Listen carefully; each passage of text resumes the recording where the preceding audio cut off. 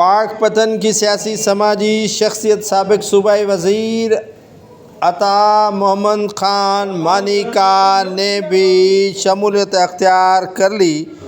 P T I میں وہ مسلم league نون سے ناراض ہو گئے۔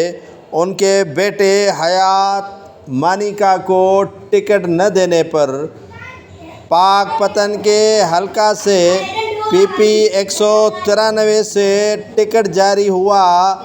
فاروق مانیکا کو اور ناراض ہوئے عطا مانیکا اور اس نے الوداع کر دیا مسلم لیگ نون کو اور شمولیت اختیار کر دی پی ٹی آئی میں۔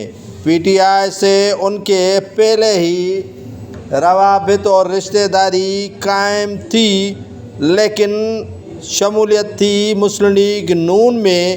مسلم لیگ نون کی لیڈرشپ کی جانب سے عطا مانیکا کو ٹکٹ جاری نہ کرنے اور ان کے بیٹے کے مقابلے میں فاروق مانیکا کو ٹکٹ جاری کرنے پر عطا مانیکا نے الوداع کر دیا مسلم لیگ نون کو، جس سے پاک پتن میں اب پی ٹی آئی کے امیدواروں کی پوزیشن مضبوط ہونا شروع ہو گئی۔